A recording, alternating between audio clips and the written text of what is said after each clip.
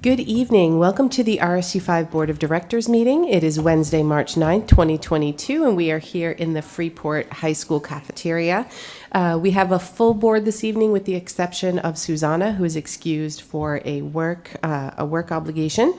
So we will get started with the Pledge of Allegiance.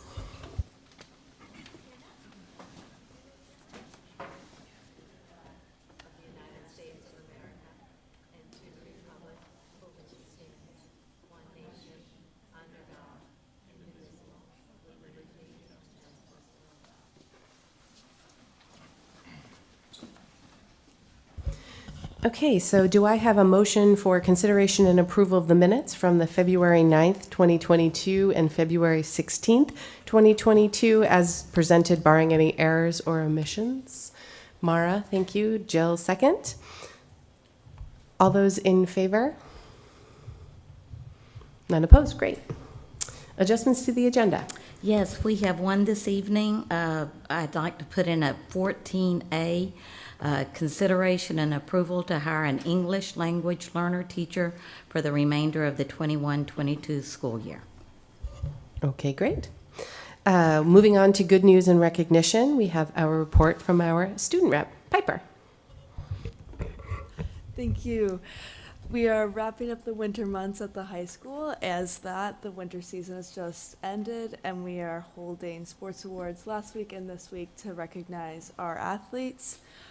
We also are holding parent-teacher conferences to talk about our students, and we have a SATs being taken next month by the juniors, and the one acts are next weekend to celebrate our theater students. Thank you. Great, thank you. Do you know where the one acts are? Yes, they're being held in the FPAC, I believe, Saturday and Sunday at 7 and 2, respectively. Oh, is the competition actually here? Oh, sorry, I meant. Yeah. Oh, this is just the performance in advance of the competition. Great. Yeah. Awesome. Maddie. But I think the competition, which is the following weekend, is at Camden Hills High School, and I don't remember, somewhere in Camden Hills. I don't remember which night we're going on. All right. So we have an opportunity to see it close to home. Great. All right. So we will move on to public comment. If we have anyone who would like to speak, we just ask that you come up to the podium, share with us your name, the town you're from, and we have 3 minutes. Hi, nice to see you guys again. My name is Shannon Fitzpatrick. My boys attend Durham Community School. Main Title 20A, Section 1001-21, Communication with School Employees and the Public states, communication with school employees and the public states, a school board shall regularly communicate with school employees in the school board's school administrative unit and members of the public who reside within boundaries of the school administrative unit. In recent weeks, I and many other parents have sent numerous emails to Superintendent Foley and all board members. I only received responses from Michelle and Dr. Foley. They only responded after I had to request a response to ensure my emails were being read. At no point in time did any other board member respond to my email, and I'm unaware of any other parent who received a response from a board member. Parents are taking time to express their concerns, and I personally feel like our emails and public comments are falling on deaf ears. The emails I received from Michelle are short and a respectful acknowledgement that my email was received, but there was no response to my concerns. If emails are too difficult to respond to and the public comment period is just that, a time to listen, why isn't the school board scheduling regular meetings with the public to have meaningful two-way conversations? In addition to the lack of communication from the board, I'm also concerned with actions coming from certain board members. I had a conversation with my employer regarding a board member who complained to my company about me. This board member stated that I was fighting the mask mandate and that I was using my work email to communicate with the board. This was malicious and an attempt to reprimand. While I made a mistake using my work email, my children are students of this school district, and I should be able to express my opinions on any matter without fear of somebody trying to jeopardize my employment. The Maine School Management Association refers to Title 20 A and states students are the prime constituent of school boards. Decisions are made with the best interest of students in mind. If the school board has a duty to communicate with members of the public, why isn't this happening? If decisions made by the school board are in the best interest of the students, why isn't this happening? If our children's best interest were in mind, parents would see more effort from the school board as a whole. Masks would have become optional months ago. Vaccines wouldn't be required by summer camp. Instead of only following CDC guidelines, Dr. Shaw, and listening to an email from a fourth grader, why don't the board members share studies to support their decision to keep masks on? At no point in time did the board show any supporting data stating masks are effective and the vaccine is stopping the spread of COVID. But this information wasn't being provided because it isn't available. How are you keeping our students' best interest in mind when there's nothing to support what you have been enforcing upon our children? Thank you. Thank you, Shannon.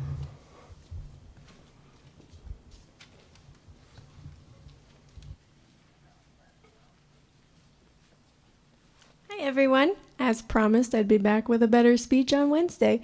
I'm Jessica Conley. I'm from Durham. I've got my 2 daughters here with me today. And I wanted to share a couple thoughts from our meeting on Friday.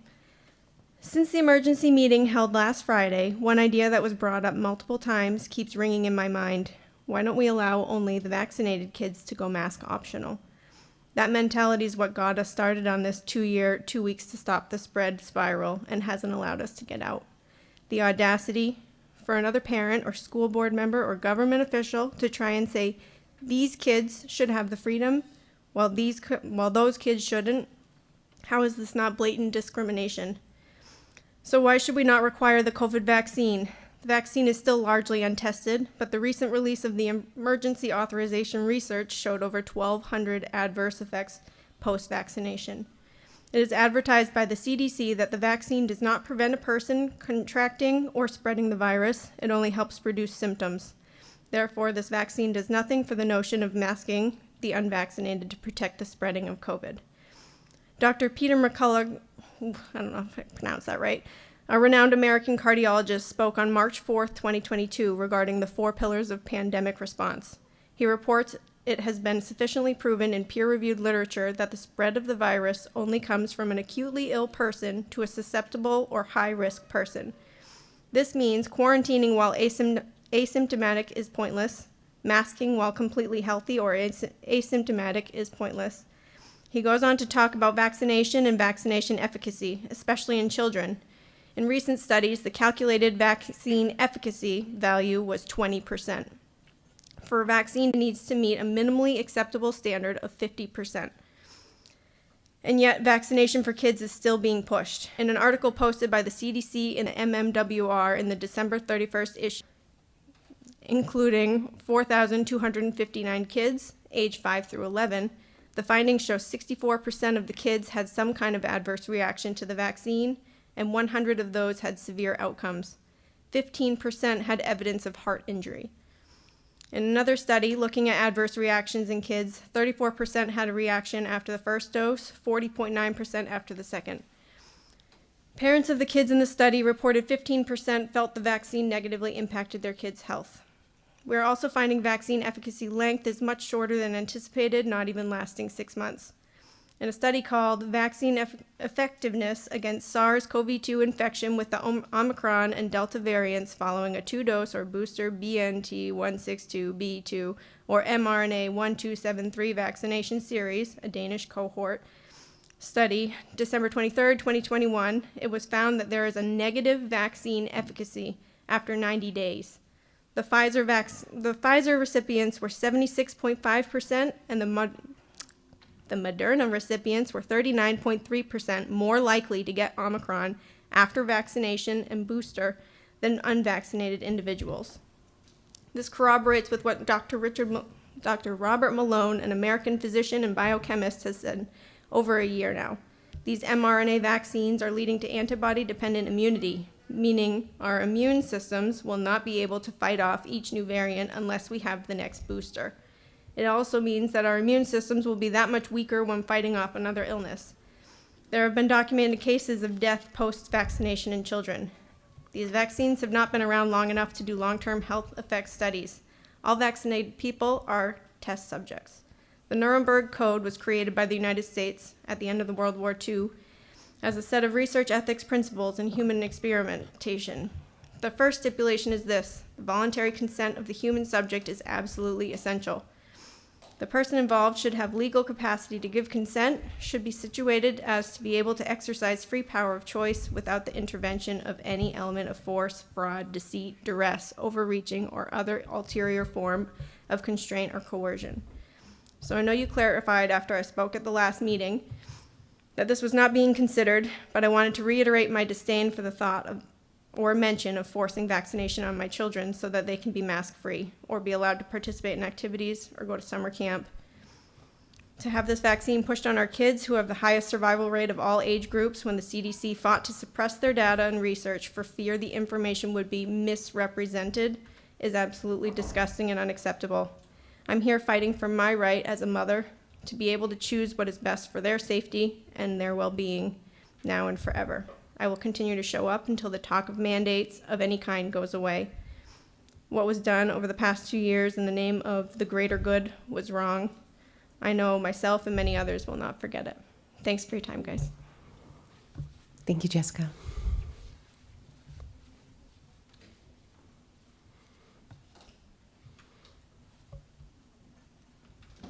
Okay, thank you. Report from the superintendent.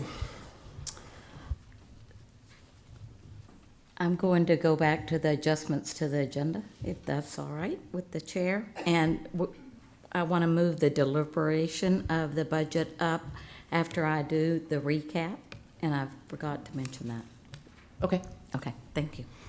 So I have a couple of resignations to report tonight. Leah Campbell, the Childhood Education Coordinator from the Community Programs.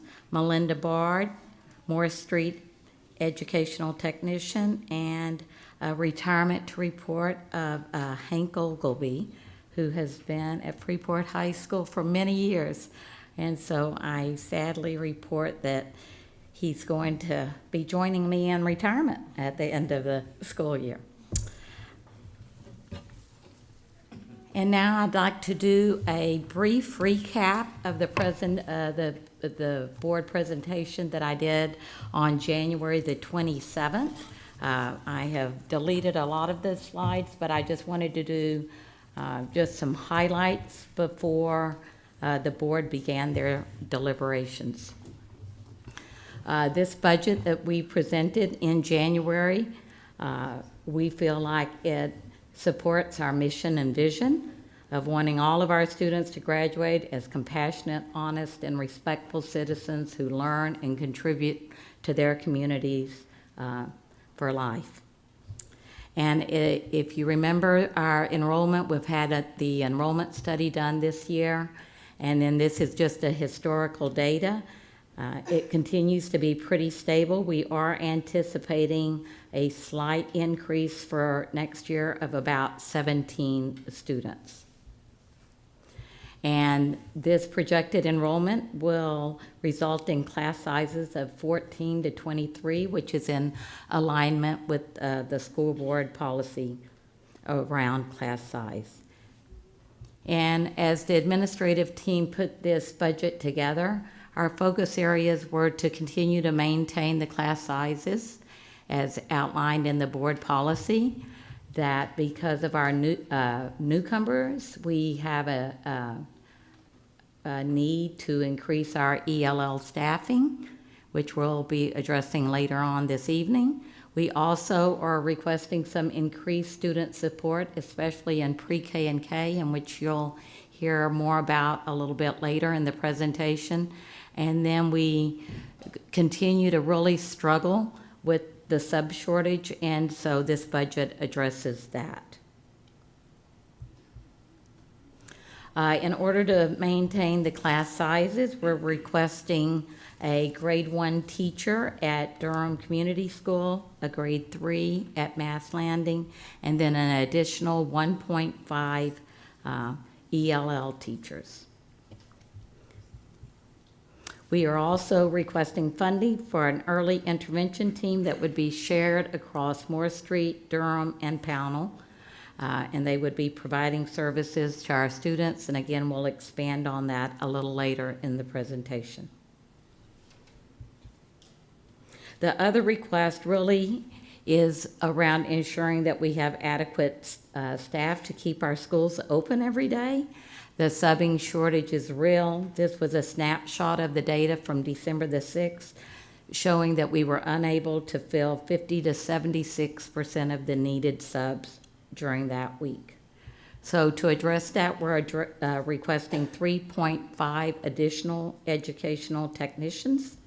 And this will be at Mass Landing, Freeport Middle School, Durham, and the high school. And if they're not needed to cover classes, then they will be providing additional student support. We also have the same kind of shortage in our maintenance and transportation department, so we're requesting an additional bus driver custodian to ensure that this year we have Dennis driving the bus, we have our maintenance people. When that happens, this is really taking them away from the jobs that they need to do.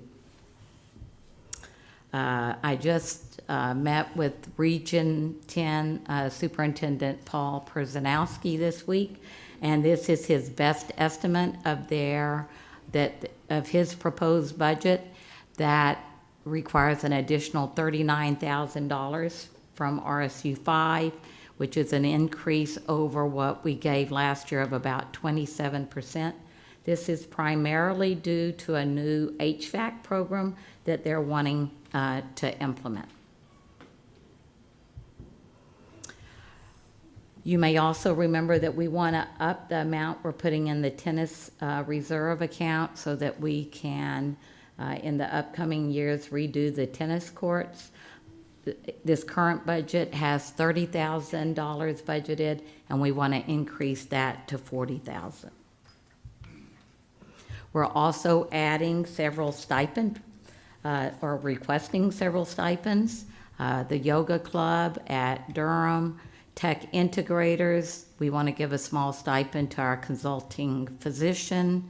We have some added leadership positions that you heard about when we went through the different cost centers. We want to give a stipend to the jazz band and an additional stipend for the technical director at Freeport Middle School for the drama club. Where possible, we always reallocate lines, and so we had talked about some of that. And this budget, we feel like, gives a pathway to success for all of our students. So currently, with all the adjustments that we've made over the last several weeks, including the Region 10 budget that we just found out about this week, that results in an expenditure increase of 4.16%. And there it is, just in graph form in comparison to previous years. And then here it is in chart form.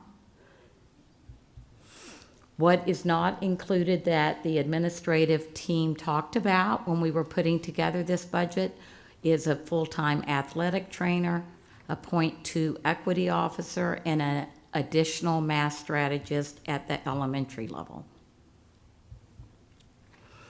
The only estimation that really remains in the budget is for the property and casualty insurance, and we probably won't know that before the budget is adopted, and we put in a 20% increase over what MSMA told us that they're estimating that to be. The next dates in our budget process timeline, of course, tonight the board begins its deliberations, and then next week is a week that I want to highlight for public input. This is for the public to come and kind of give us their thoughts. And then from there, you also see that in the upcoming dates, we have 3 Q&As.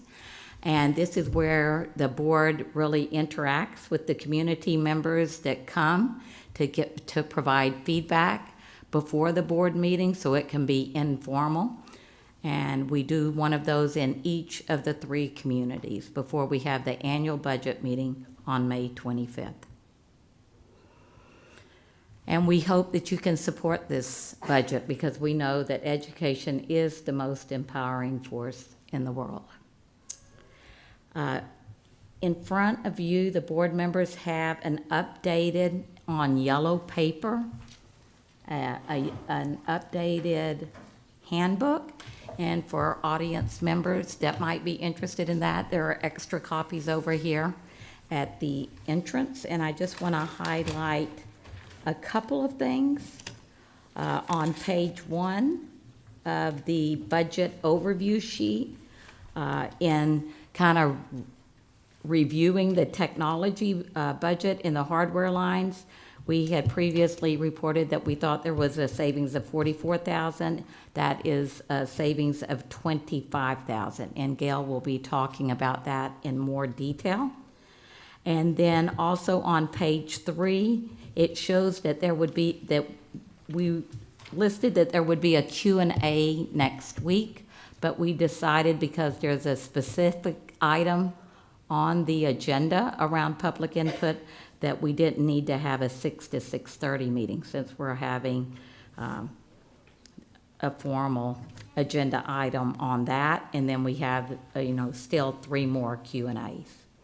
And then the last piece that I just want to report out that we discussed today at the finance meeting, and this is in the response to the what's going on in Ukraine, and Zune had brought that up at a previous meeting about do we think that we have enough money budgeted for the fuel. We came up with what I thought was a good idea today in brainstorming, that we're recommending that we, just as an added insurance policy, that we switch money from the capital reserve account to the fuel reserve account, that we would have a specific item on when the public votes to do that. It won't have any impact to the numbers in the budget, but it would just put more money in our reserve account, kind of transferring from one reserve account to another, just in case oil prices continue to go up.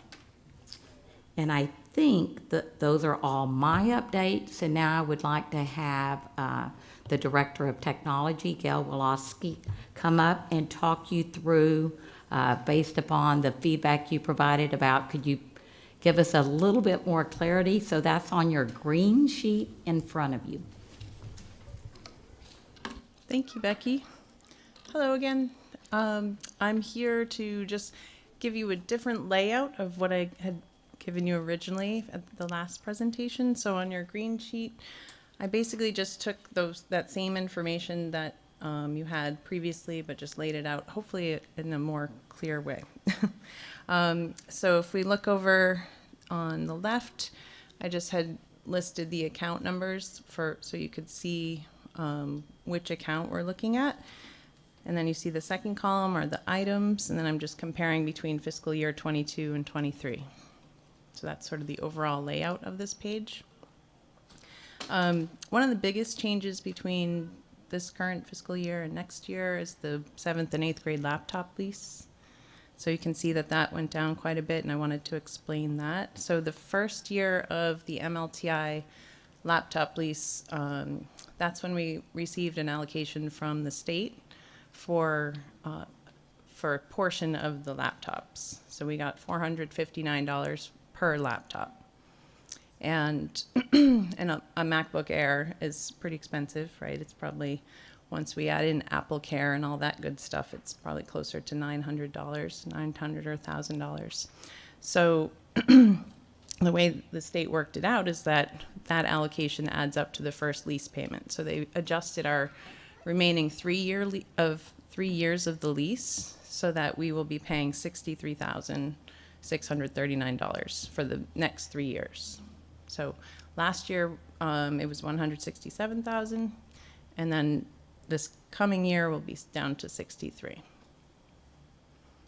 The 9th through 12th grade laptop lease is staying the same for all 4 years. So that one hasn't gone up or down. The E-rate equipment, we currently just went through over February vacation, having some access points switched at Durham and Freeport Middle School, and we'll also be doing that at the high school. Hopefully over April break, everything's on back order, of course, but so that's what we paid for using E-rate funds in fiscal year 22, and we're estimating that it will go down a little bit this year. We don't need as much equipment this coming year. So then you can see those zeros along the rest of the column in fiscal year 22, and then how they are increasing for next year. So I'm hoping to get some new iPads to not only account for the increased enrollment, but also to refresh some of the iPads that are unable to be updated anymore, and we can't really use them. And then you'll see the property and casualty insurance for the leases and the cyber liability risk management piece. Yeah, and I'm just here to answer any questions about this. This is all what I had presented to you before. It's just kind of laid out differently. So I hope it's clear. Can I ask a quick question, Gail? Absolutely. So if I add up FY22 and FY23, the difference between those two numbers is just shy of 80,000. So I'm curious of the savings that we reference of only being 25. When you do that, are you including personnel? I'm just No. looking at what I have. Oh, here. on here. Right. So personnel is.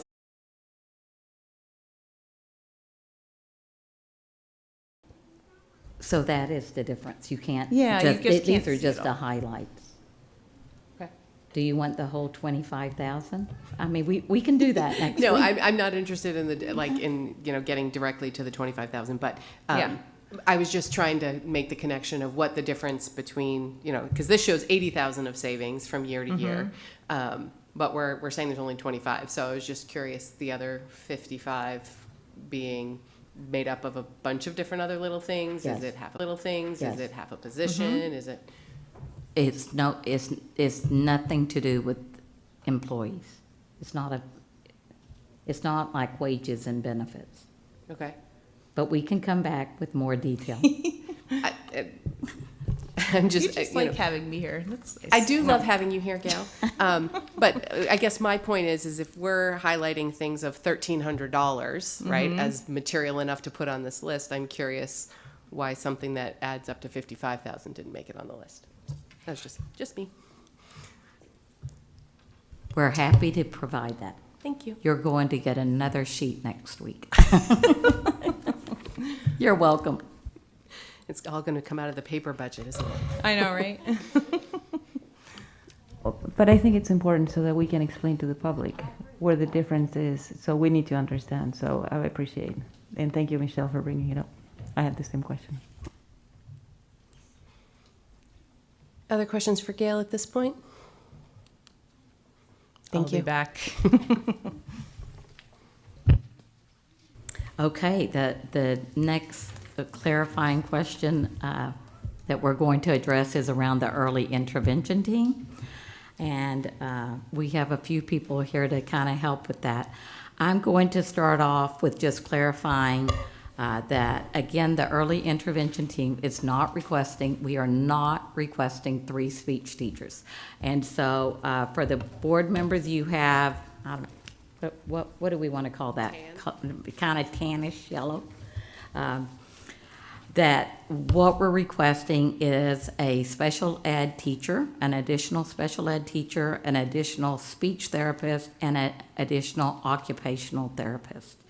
And what we did for you right there is just kind of give you a quick blurb. I won't read it to you, but kind of, what is the purpose of those 3 jobs, right? And it just is a little blurb, and I hope that's helpful to the board to kind of understand that. If you're wondering, like, what does a speech therapist do, just generally.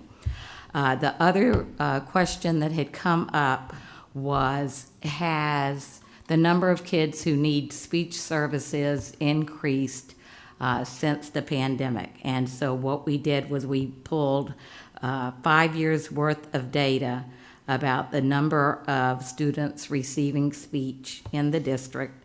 And then I just put in the October, because Bonnie has to report that as of like a certain date every year.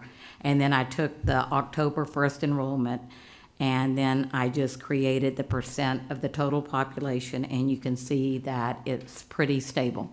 That in 17-18, we had 3.5% of the population getting speech services, and in 21-22, currently we have 3.5% of the population getting speech services. So this is a request that goes back to the data that I had shared in January that's at the back of your packet, that we recognize that for years that one of the subgroups that is lagging behind that we need to try to address is the subgroup of the lower socioeconomic.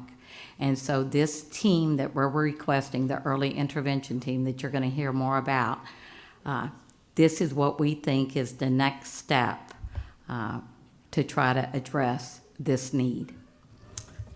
So now I'm going to call up Principal Pidden, who is going to talk you through the second sheet that just is called the Early Intervention Team Proposal, and kind of describe in more detail what this team will be doing. Thank you. So, good evening. So hopefully people had a chance to look this through. I'm not going to necessarily read through the whole thing, but just touch upon it if you... but we tried to put together a sort of a summary, and I will definitely take the liberty of reading a bit of that for those who don't have the sheet in the audience too. So we tried to clarify the problem to be solved, and we broke that down into a couple of areas. So each school year, or each year, schools struggle to support our youngest learners in pre-K who are identified to receive services through special education, but do not receive services due to a lack of service providers available through CDS. CDS is Child Development Services. CDS providers are inconsistent in availability, and even when services are provided, they may be limited in scope. So in order to try and fit more children in, for example, rather than 60-minute a week, which may have been what had been identified, they may provide 30 minutes a week on the sense that something's better than nothing. There is also a need to support students who have specific learning and or developmental needs, but who have not yet received support or been referred as a result of their experiences before arriving at school. What I mean by that is if a child has been in a setting or at home and has not had a referral to CDS as part of their child find obligation, then they may show up at pre-K and the family may be unawares that even there was the opportunity to get support prior to that. There's a significant amount of lag time of up to 6 months or more at this point between a student demonstrating skill deficits and when a student can potentially qualify for services. This team would address those needs, providing the interventions needed immediately. And just to bring you back to what we had described last time, we're looking at a combination between special ed staff, or I should say a staff member who will be special ed and regular ed, so they're not restricted upon whom they can provide services to. And this proposal will benefit all students with proactive instruction early in the year through consults and co-teaching with teaching staff. So, you know, those outcomes that we're looking for is to ensure pre-K students with identified needs are fully receiving the supports identified on an IEP in a timely manner, to provide targeted intervention and instruction for students with significant lagging skills who do not currently have an IEP, and to ensure a proactive approach for our youngest learners who enter school with lagging skills. So I'm going to touch upon the speech therapist role, just an example of the format we use, but we've tried to break down for each role what their kind of role in this team approach would be. And when I say team approach, there's sort of two parts to that. One is that we envision these service providers working as a team, collaborating, communicating about students' needs, communicating about how to provide those supports in the schools. But equally, it's a team across the 3 schools, and having that sort of pre-K experience regardless of which school they're in, and being able to provide those services. So as you look at the speech therapist, and we sort of went with that because it seems quite familiar, I want to sort of highlight a couple of bullets here that then I'll speak to in a moment as to why the context. But in that second bullet, see, at the beginning of the year, the team would be predominantly focused on proactive whole group work, that should be all 8 pre-K classrooms, consulting and coaching with teachers, as well as providing interventions for students who transition into the year or are flagged in screening but are not yet qualified for service or are demonstrating a need as they settle into a pre-K program. As the year progresses, typically more students are identified and the special ed caseload will increase. The therapist's time shifts to providing more IEP defined, specially designed instruction. The remainder of their time will be dedicated to support students who do not qualify but have a high level of need. Additionally, in each of these roles, we envision them providing some support at the kindergarten level too. So I'm not sure what you have in terms of whether it's double-sided or not, but if you flip down or turn to your second page, you'll see a box down the bottom there after the other 2 descriptions of the roles that says current data 21-22. And hopefully this gives a sense of the problem that we're trying to solve and a little bit more description. So you'll see in this school year across our 3 schools, across the 8 pre-K settings, 9 students started the school year coming in with an IEP for CDS to provide services to. At this point, 26 students currently now have an IEP. So an additional 17 students from the beginning of the year, and there are still 12 students in referral. So if we take those 17 additional from the beginning of the year and that 12, you have 29 children for whom these needs did not suddenly develop over the winter break or at Thanksgiving. They came into school with these needs. This is the timeline and the sort of delay in being able to get through the process, identify them, and then provide them with the services. At this point, we're unable to provide these 12 students who are currently in referral. Should they be identified requiring speech, at this point we've not been able to get new students services through CDS for speech. So if you look at that sort of ties back to what I mentioned a moment ago about how at the beginning of the year, this intervention team would be supporting students already identified, students identified through our screening process, and then also students, for screening is a relatively short period of time. Within a few weeks of actually being in school, we start to get a flavor and we respond to and help. Is this just their transition into a more formal school setting, or is there some more supports that they would benefit from? A similar pattern exists in kindergarten, but on a smaller scale, similar ratio, but smaller scale, because a number of our students obviously attend pre-K in our district and some outside of district who would come in. But when we have students who have had no pre-K and equally no access to CDS services, but who may require those services, they're then, again, now they're a year behind and in that delayed process of being identified for supports. So that's that balance between starting out supporting students across pre-K plus supporting students new to our district in kindergarten who may not have had a pre-K or formal education prior to coming in.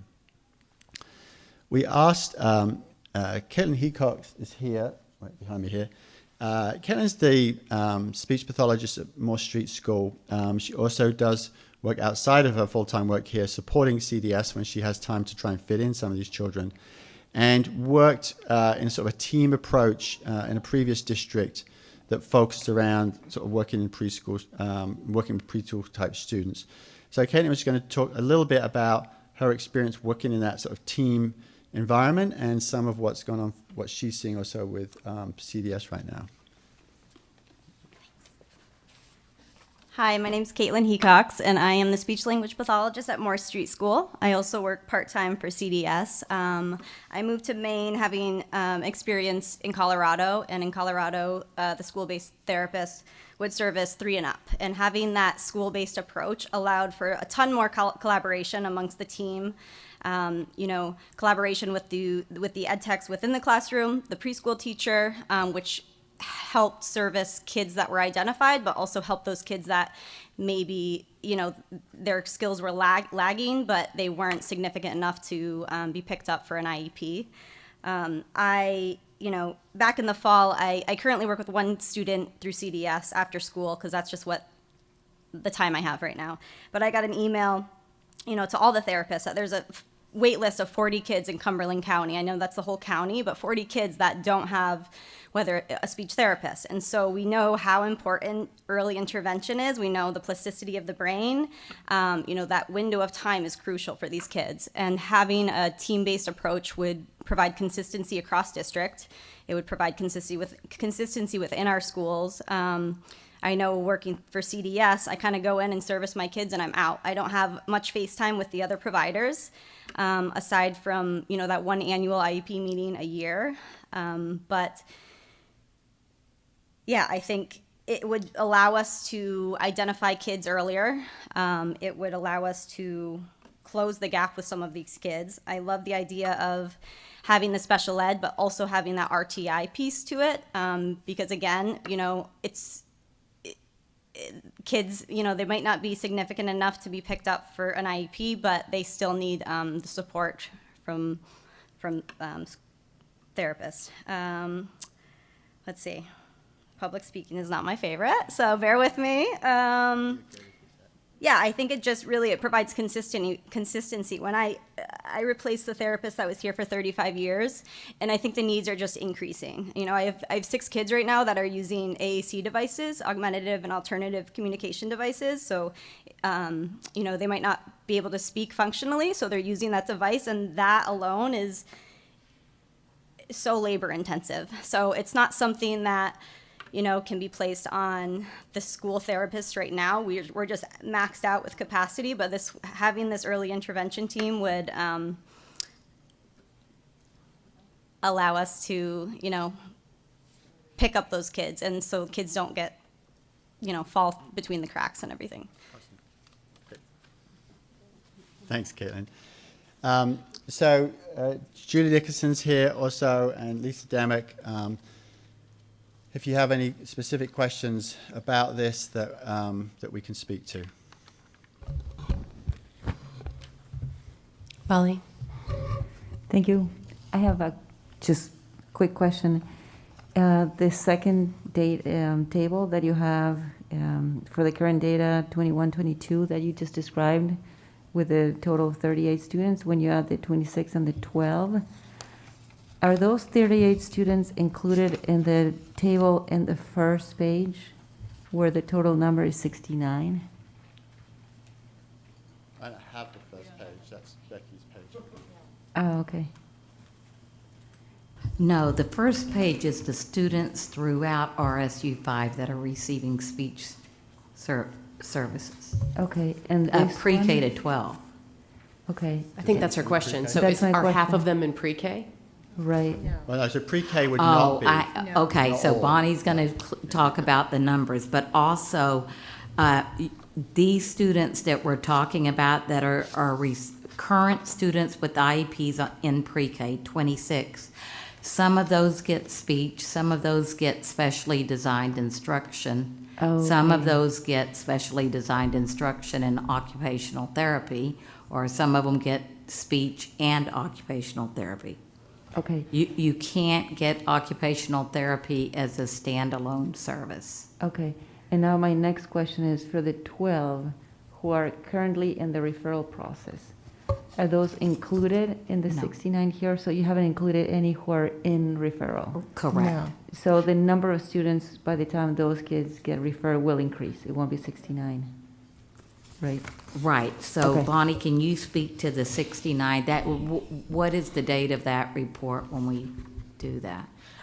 So the number of students that you have on that table, that, basically shows the number from 18 to, fiscal year 19, those are actually students that are identified as speech and language impaired. So they do not include, the pre-K students at all.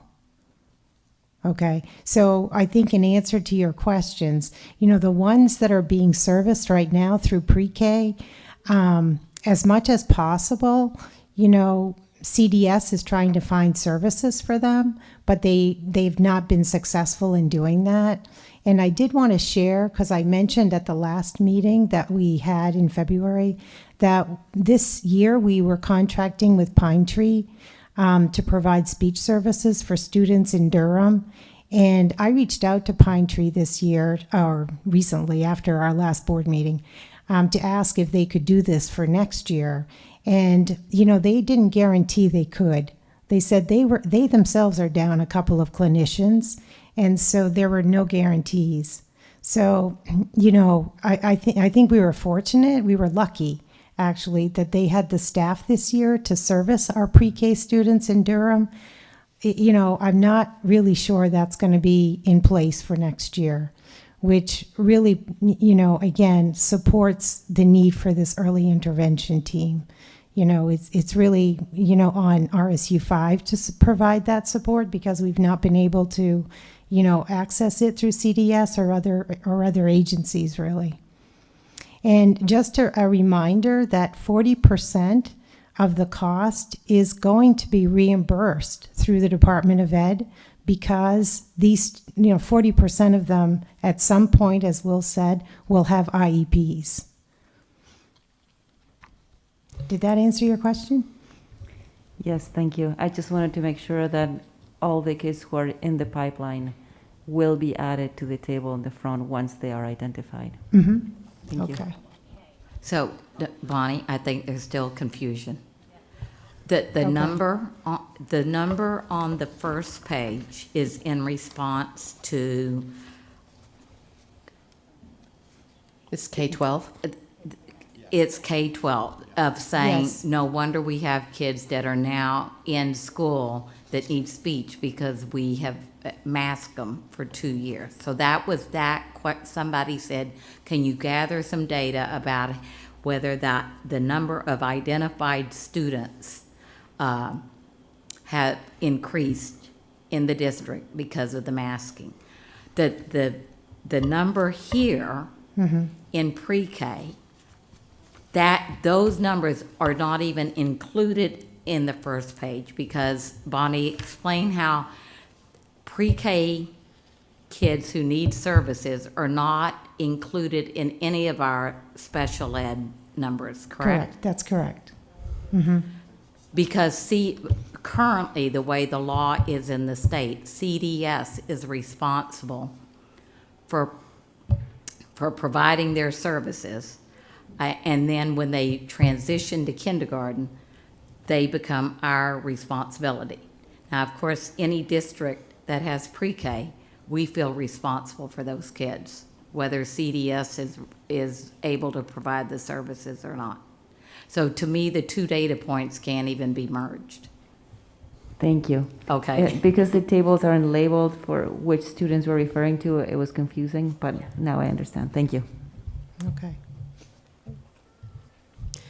Actually, Bonnie, before you wander off, I'm curious. I feel like I've heard this conversation in other districts, right? And not necessarily around specifically an early intervention team, but this discussion about CDS and their inability to meet the needs of the kids, just for lack of manpower. And there's talk of, is this going to get moved from CDS to the school district's responsibility, regardless if we make this decision or not? Could you provide us with just, I don't know, an update or what your thoughts are on that, or have I completely misrepresented it? Well, there is a bill in the legislature that is looking at moving, part of the law, not the birth to 5 piece of the responsibility, but 3 to 5 to public schools. But that is legislation. I have to say, I've been in special ed for 30 years, and it's actually been presented to the legislature many times over the last 30 years. And for whatever reason, and there are many factors that play into it, they have not made a change to put it into the public school. So in terms of where they are with this at this point, I think it's another proposal, but I wouldn't be able to even guess how it's going to play out. Thanks. I'm curious if the growth in the pre-K programs in public schools in general will weigh into that, right? I mean, 10, 15, 20 years ago, I mean, pre-K wasn't even a thing in public school. Right. You didn't even have to come to kindergarten, right? But I'd be interested to see. The 3-year-olds would be an interesting play, right? Because we don't have any interaction with 3-year-olds at this point. Do we? No, I don't. No, I don't No, think we so. don't. And I think, you know, when it's been discussed, like in Cumberland County with superintendents, I think one of the barriers for many, many schools is that they don't have space to add another whole grade. Other questions on the interventionist team for Bonnie or any of the others?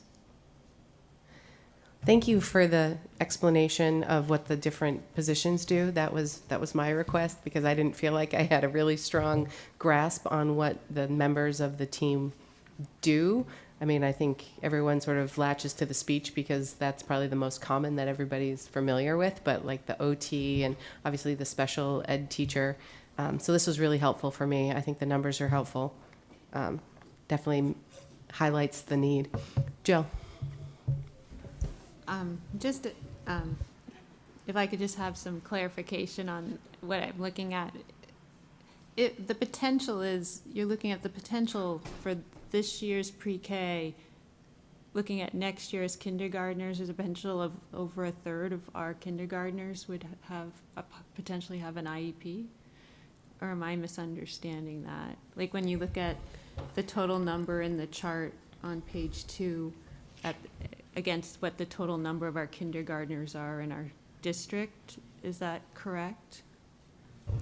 I have 80 in kindergarten, so. Yeah, we'll have about Germany 45, 125, Dean 125, 130, 140. It's about 140 to 150 kindergartners in the district, of which potentially 38. So about 25%. Okay. I just, for me, like, I appreciate that you put this together because, again, like I said, like I said before, staffing is a big expense. It concerns me we're having such a big increase this year with everything going on in the world and locally. But it's sobering to think that many children need officials support in this district, and that's beyond looking at the socioeconomic differences and everything else that families are dealing with. So I guess for me that percentage is it speaks volumes just on its own. And I would say to you, well, we'd love to give a guarantee, but obviously, unfortunately, we found this isn't the business to give guarantees in. But our hope, obviously, is that the earlier the intervention, that those numbers reduce as the children get into kindergarten, first grade, second grade, and don't require longer term support. So that's obviously the theory behind the plan. Yep. Right. And to add on to Jill's point, you know, that doesn't even include the kids that don't hit the benchmark for requiring services, but have gaps and needs that we aren't able to fill. Candy. Yeah, I hear it's the old special ed director here. I just wanted to say that I would totally support this, and that there's been many years of research about how important early intervention is to kids' success in school and success in development. And this is about as early as we can get, right? Other questions, comments on the intervention team? Are we good? I think we're good. I think we're ready. We have the whole team with us this evening, so any other questions you might have as you begin to deliberate, they're here to answer your questions. Okay, so I'm just going to give a quick reminder of the how we typically tackle this. So tonight is March 9th. We have tonight and next week's meeting on the 16th set aside for board deliberations. So this is your time to ask questions, get clarification, make sure you're comfortable with what's included, what's not included, with the hope that the board would be ready to adopt the budget on the 23rd of March. So that's 2 weeks from tonight. And then we go into the process of making sure that everybody is aware of the budget and the annual budget meeting at the end of May, and then wrapping up with the referendum vote on the full budget up or down in June. Just a reminder that this year we are having an in-person annual budget meeting. It'll be here at the high school in the gym. Unlike the last 2 years, we're able to do that in person, which I think is great. And then we'll have a final up-down vote in June on the referendum. So I will open it up for members to ask questions, get some clarification. We have the full admin group here, so let's use them. Molly. Thank you, Michelle. I have a question about Subline. Since we'll be adding so many edtechs to be able to meet the need of subs that we cannot find, are we reducing the sublines to accommodate for the projected decrease in subs that will be hired off the street from day to day? We did not reduce the subline because if we get more, when you see that chart of how many positions went unfilled, if we're able to get the subs back, even with the additional positions, I think we're going to need that amount of money. And also, because of the sub shortage, we have raised our rate from $100 a day to $130. So we just didn't feel like, we always look at historical spending, but that is not an area where we reduced it. Thank you. And the other question I had was about the casualty insurance. Why are we budgeting 20% more than MSMA projects? I knew I misspoke. I should have just stopped myself then. So thank you for giving me. We put an increase of 20% in there based upon what MSMA told us that they predict would be the increase, not 20% more than what they said. Thank you. Good. Thank you. Thank you for giving me the opportunity to clarify that. Did you see my head whip around when she said it? I was like, you should have kicked me. You're a little far. Like, I know. You should move closer. Yeah, we don't trust the MSMA too well. We're going 20% over what they project. Okay, thank you. I think we started quite a bit lower, didn't we? Yeah. Yeah. And then we got that, and so we upped it to align with their recommendation.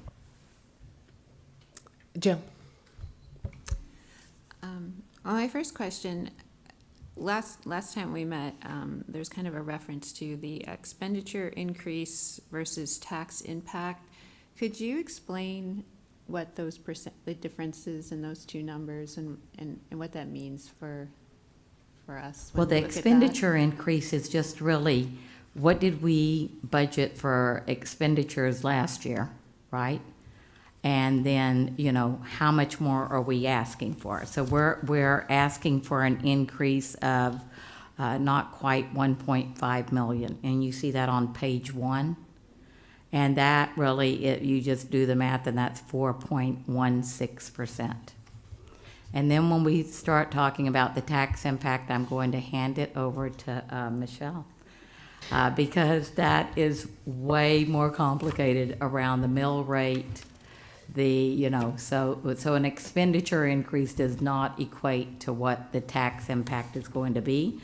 But if you look on page 13, 14, and really 14 is more accurate, I would say, because then it gives you the specific, what the specific towns are looking at in Durham, Freeport, and Pownell.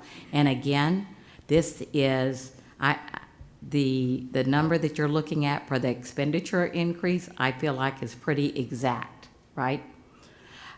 When you look at the net tax impact, that really is estimated, I would say. I would 100% agree with that. So the number on that first page, the difference between the 416 and the 2.8. So Dr. Foley talked about the expenditure increase, and that's strictly, the spending from one year to the next. The 2.8 is the difference in how much we're collecting in tax dollars in total from the three towns. So the things that differ from that 4 number down to the 2 number are subsidy.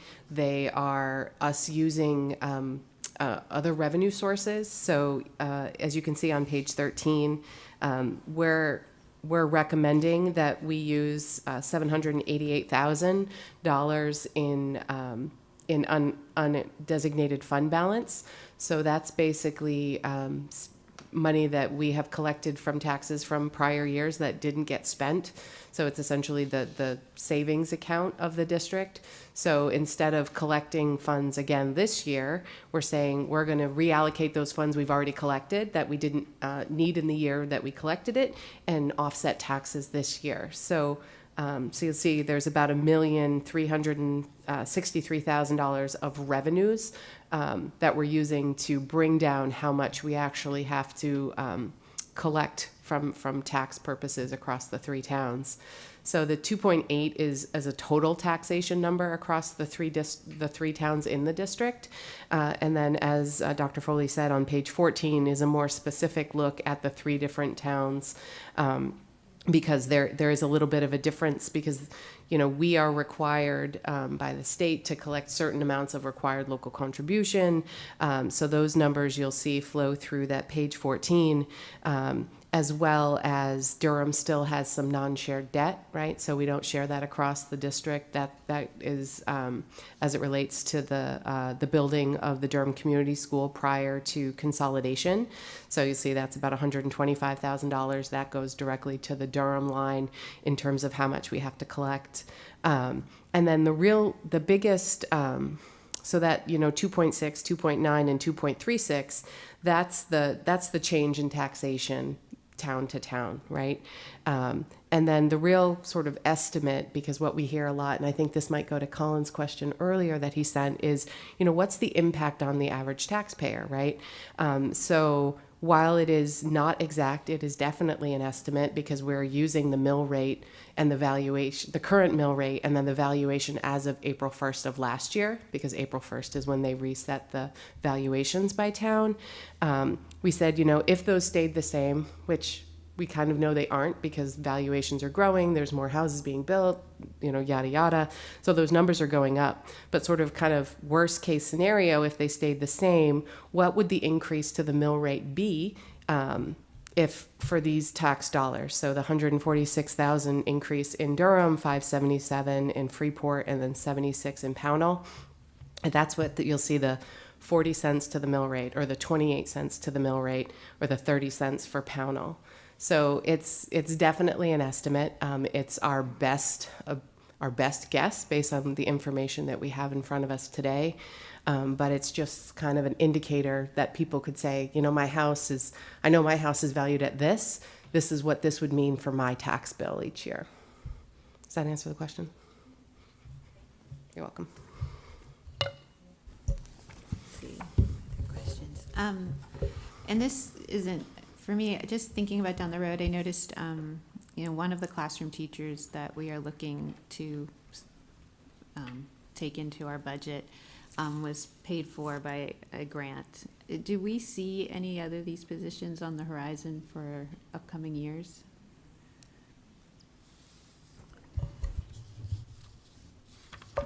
You mean just for, do you mean about increased enrollment for just like a grade 1 teacher? Well, and maybe I misunderstood. I thought that the classroom teacher from Durham Community School that we are going to we're looking to fund, was funded by other sources before next year. I think I know what you're asking, and Will's coming up. We had funded a middle school teacher at Durham because of COVID and trying the spacing. And so what he presented, I think, is the number of teachers from this year to next year is not increasing at Durham, but the way we're funding them is.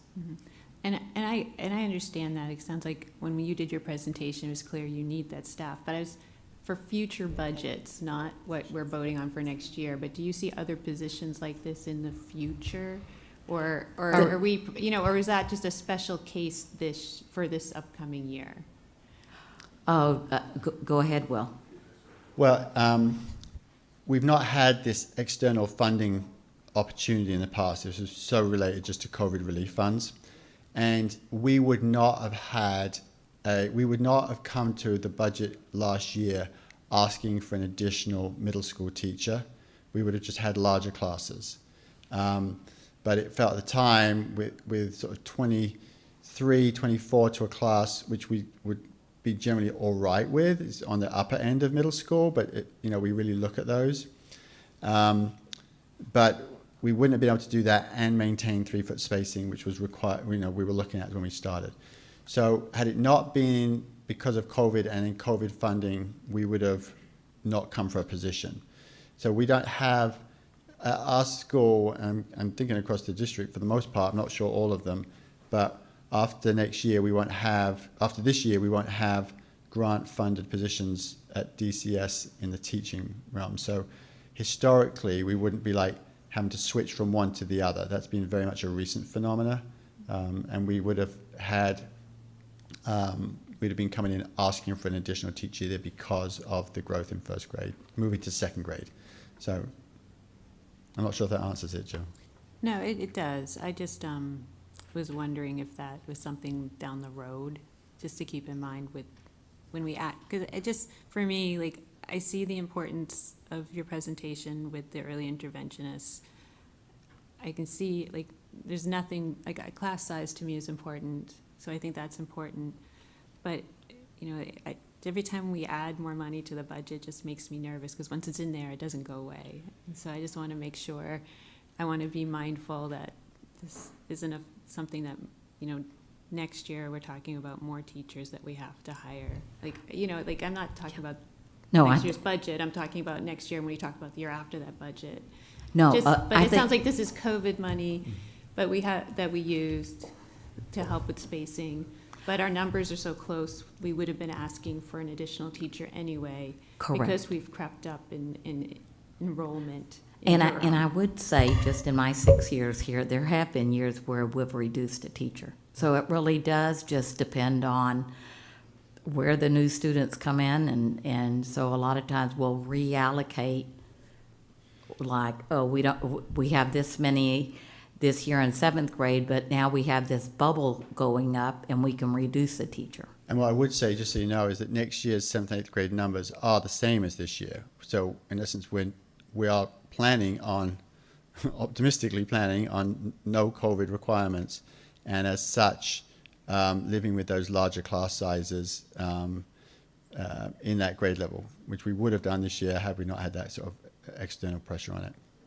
So in essence, we are not saying, oh, you know what, this was convenient, let's actually make that local money. We're saying that met a need this year.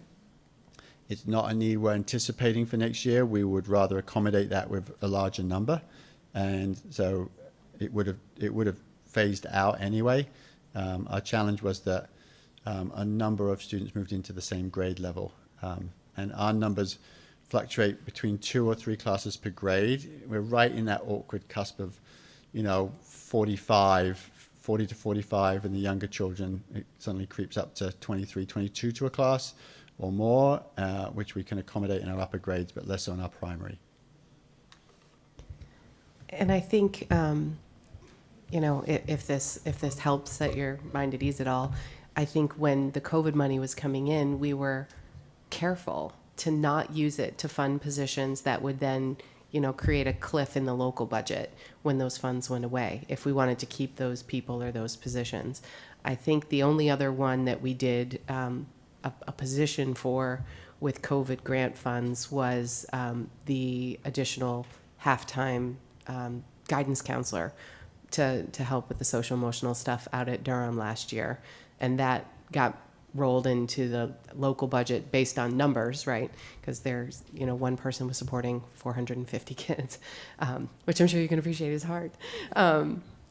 That got rolled into a local budget item this year. So I don't think there's although occasionally we hear things like Title I funds teacher, but usually that's just moving between schools, right? It's not necessarily flipping between title funds and local funds. I'll look at Cynthia. I think we have 3 teachers that are funded through the title.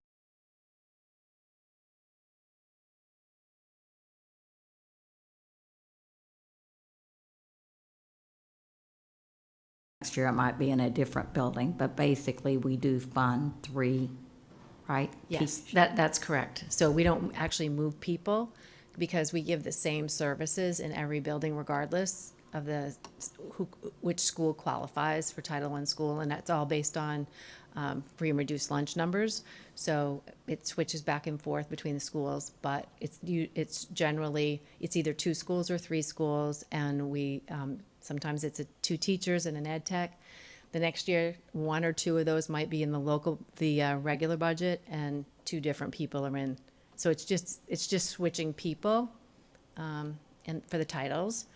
We do have a couple, while I'm up here, we do have a couple of, we have a 0.5 social worker in another grant, in one of the other grants at the high school that's being funded.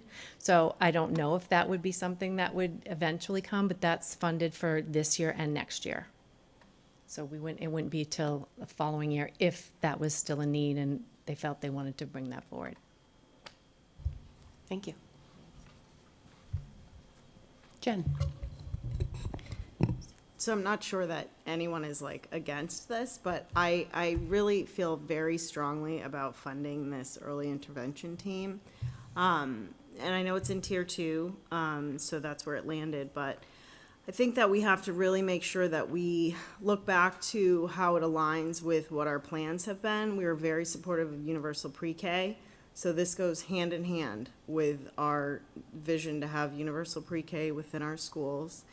I also think, as Candy said, it's extremely proactive. Early intervention is something that, we see with the dropout committee. We start addressing kids in grade 8 to grade 12 as possibly being, dropout prevention. And by no means do we want to start looking at kids in kindergarten, obviously. But I think that this is one way to address it, is to look at early intervention and how we can reduce the number of kids that we see in grades 8 to 12 that could possibly be considering dropping out of school. I also think that it addresses equity in a couple of different ways. One, equity of prior experience. I know that my children, we didn't have pre-K, so I spent a lot of money sending my kids to preschool, and that's just not something that a lot of people have the option to do. I also think it addresses what we've seen with our children in our schools socioeconomically are not doing as well academically as kids who don't fall into that bucket. So I think that is another equity issue.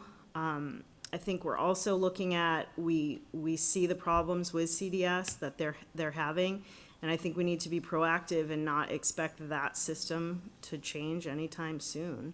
And as Bonnie said, we can get reimbursed for those services that CDS is supposed to be providing. The other thing is, I think it continues to create equity amongst the 3 schools.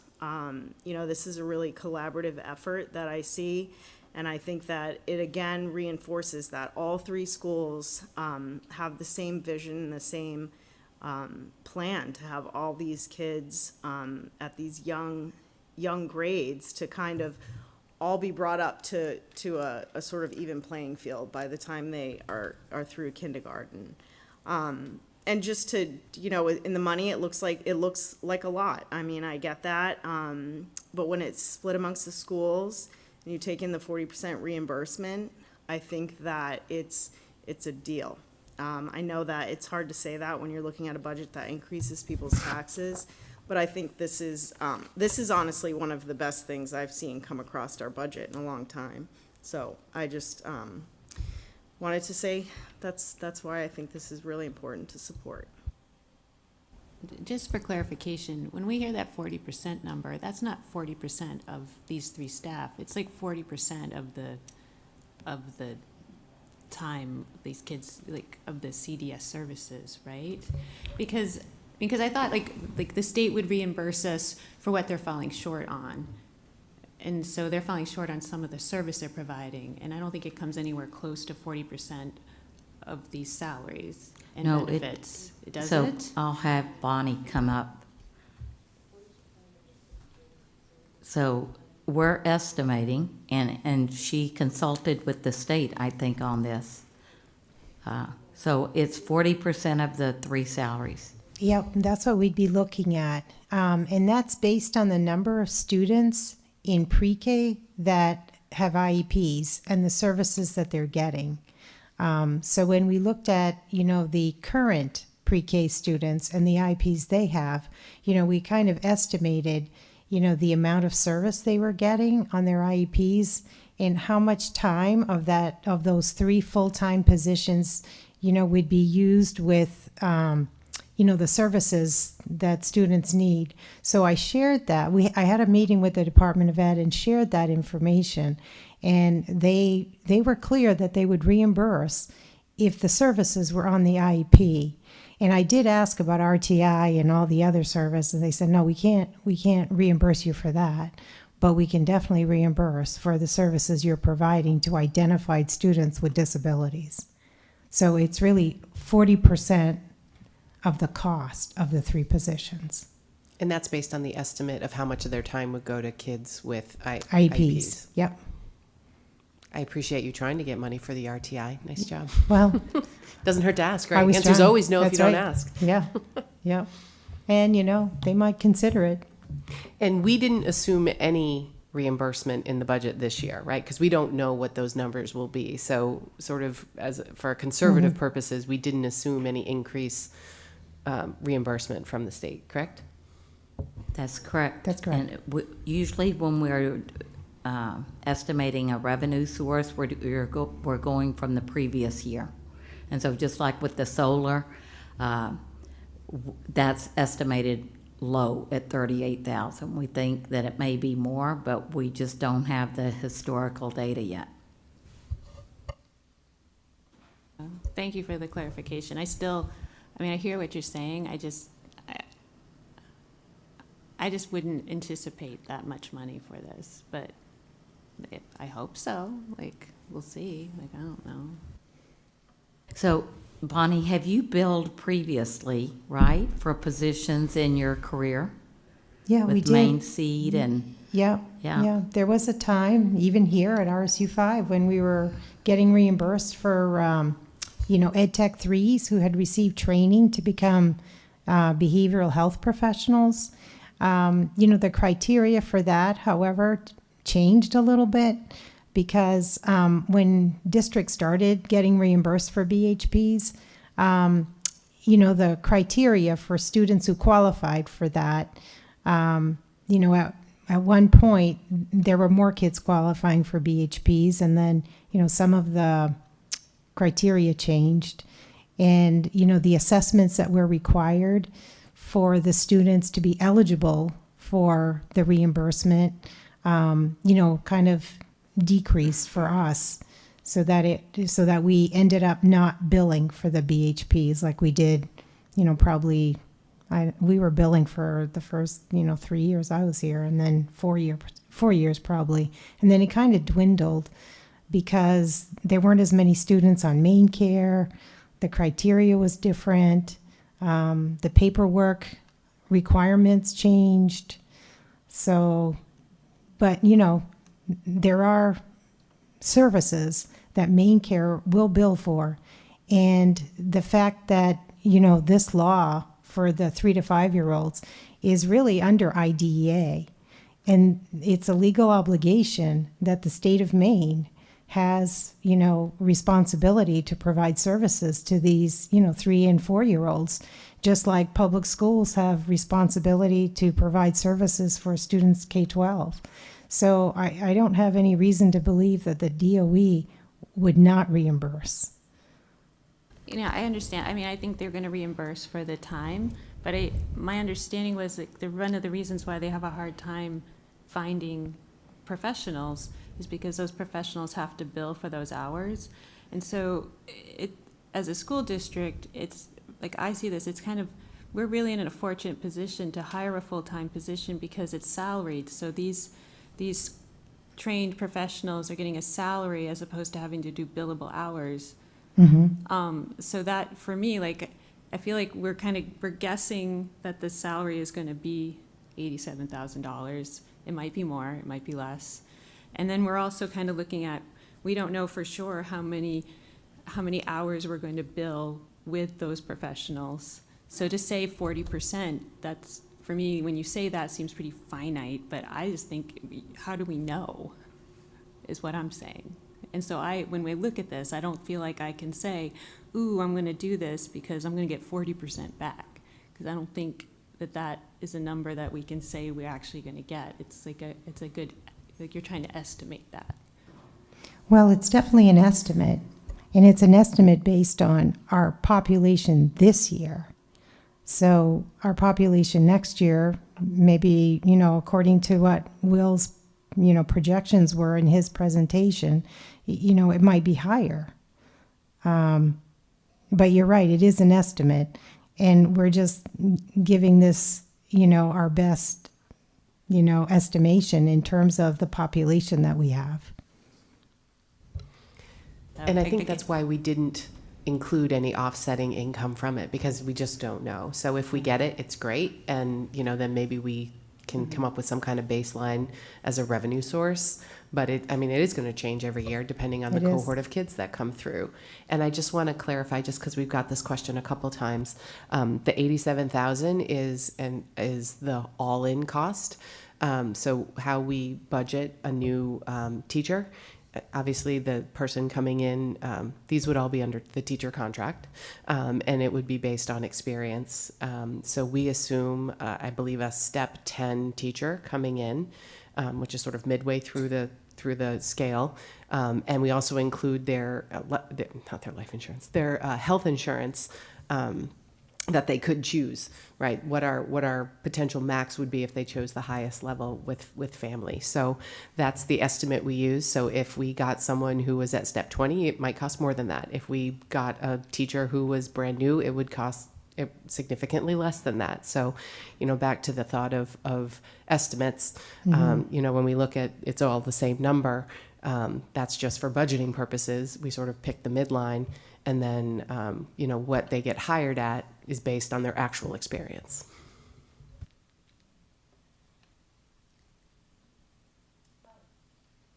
Thank you. I am comfortable with the estimates, the informed estimates that we are looking at. They're all based on historical data, and this is the way we operate in general. I mean, over the years, looking at budgets, this is how we have budgeted for items that we're not completely sure about, and it's never really sent us to a fiscal cliff that I'm aware of. So I'm comfortable with the way we're conducting business in this case. I also agree with Jen wholeheartedly that this is a really wise way to provide intervention, not just for the kids who, if they don't get the services early on, then it escalates and they develop other issues, including emotional issues, confidence issues. So that's definitely at the forefront in my mind, but additionally, it is fiscally responsible to provide the services early on, because the longer you wait, the more expensive the services get. So I am fully supportive of this. I'm also fully supportive of the proposed budget in general. I think it's a really thoughtful way to look at the future and how we can provide services for our students. So everything that's included, I'm comfortable funding. I do have one question about the athletic trainer, and I can't find my one page with the numbers that I had jotted down, but do we ever have a number, dollar-wise, allocated to doubling the hours for the athletic trainer through the current consulting arrangement that we have, rather than bringing the person and stuff? I don't remember how much that was. I think Craig is coming up. I think we currently budget 20,000.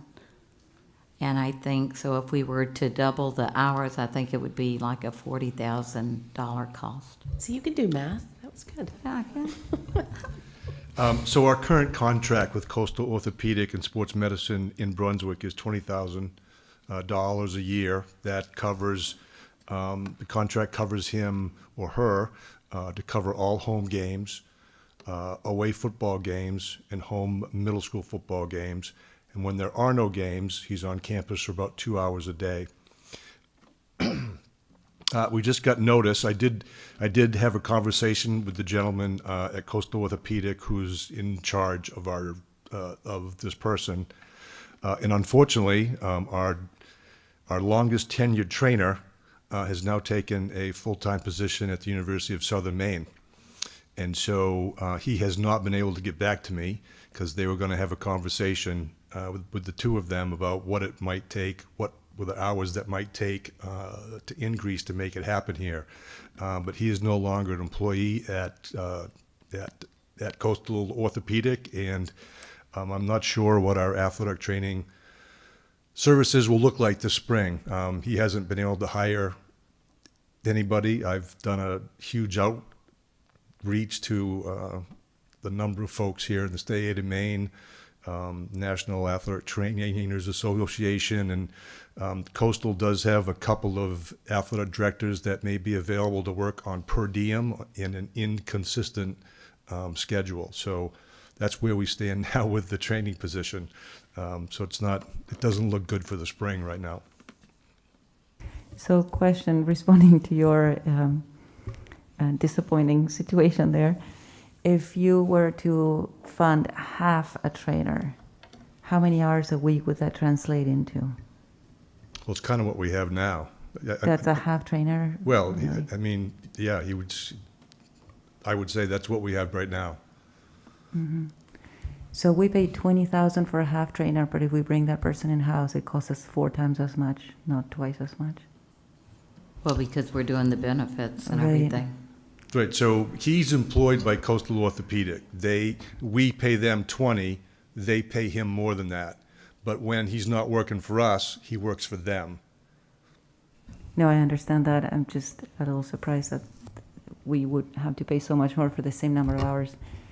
So Coastal Orthopedics is the only the only organization that we could contract out? So I've had an outreach here in the last week, and I'm waiting to hear back from a couple different physical therapy organizations.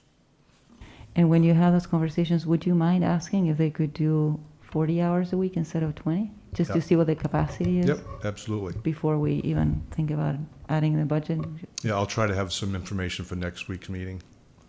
Okay. And it wouldn't be 40 hours a week. It would just be double whatever the hours we currently have, right? Yeah. Yes. Yeah. Which, Yeah, there's no set hours.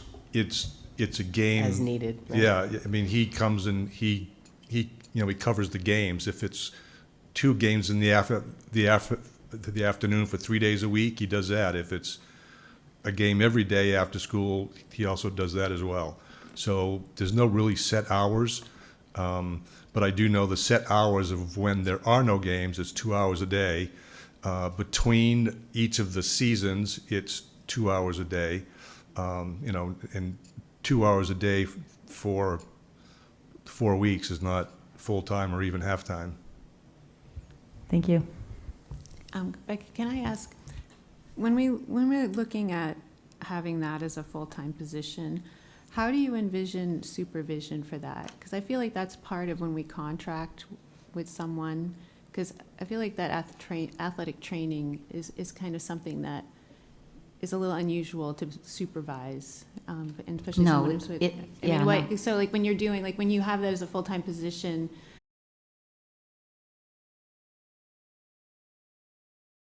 and Right. So I would really see it falling under the supervision of Craig and probably Jen.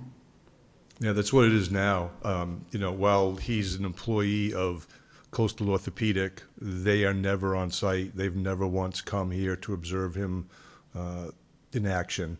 It's communication with me and the folks at Coastal Orthopedic. But like medically, I mean, he's a, this is a medical position, right? I mean, I don't know, it almost seems like it should belong under the nurses before. I don't know. I mean, the other thing that jumps to my mind is the question of insurance being on that property and casualty trust. There's a lot of discussion around whether they should be providing insurance for medical services like athletic training under the insurance.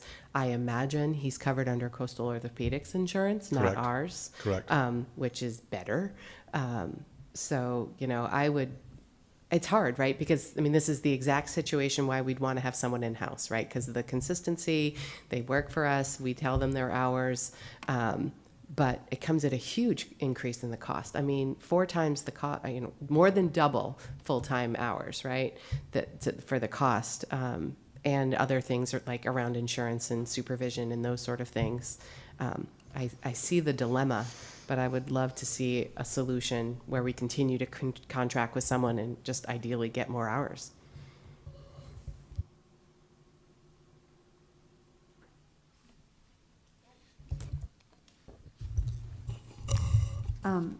So just at risk of stating the obvious, so first priority and second priority are included in the budget, but third tier is not. Just wanted to say that. I'm curious to know a little bit more about the .2 equity officer and the math strategists that are not included in the budget. Just not recalling from earlier conversations how we propose to, the .2 equity officer would be brand new. We don't have anything like that yet. And I know the math strategist is something we've wanted to backfill for a while, right? Am I right about that?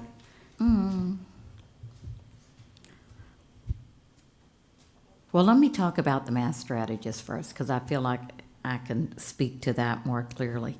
We currently have unfilled, but we currently have math strategists, one math strategist budgeted for pre-K through 5, and another one budgeted at the middle level 6 through 12. And when we discussed this as an administrative team, we've had some turnover in the math strategist in my time here. I think in 6 years, we've had 3 different math strategists. And so as you know, you want to know everything we kind of discussed. So there was discussion about would it help us to hire another math strategist so that there are 2 pre-K through 5 math strategists, because then they wouldn't be covering 4 schools. And so we talked about it, and we just decided that we still, we're talking about just let's find the one math strategist and then maybe do some contracting out or consulting. And so I feel like we've kind of, the team really, I don't think is ready for 2 math strategists pre-K to 5 yet. I think we want to find one. I think we want to try some other strategies to mentor that person better and see how it works. So maybe in another year or 2 years, it might be before you. But I think right now, the team is not, if you want to give us another, it's hard for me to speak to things like this, because if you want to give us another math strategist, of course, we could use them effectively, but I think this was the one that ended up getting no votes in the end, because I require all the administrators to vote. They get so many votes. They can use their votes anywhere they want to. They can divide them up, or they can put all of their dots on one position. And after we discussed it as an administrative team, and everyone heard the thinking, no one voted for it. All right? So we're good there? or let's just talk about one position at a time. No, that's great. I always like to know the detail behind why something did rise to the first or second tier. I don't have any more questions about that. I don't know if others do. Just a quick one. So really the problem we were trying to solve here is not that we have more need for a math strategist. It's that we're struggling to fill the position we have. So maybe if we split it into 2 jobs, it would be more appealing.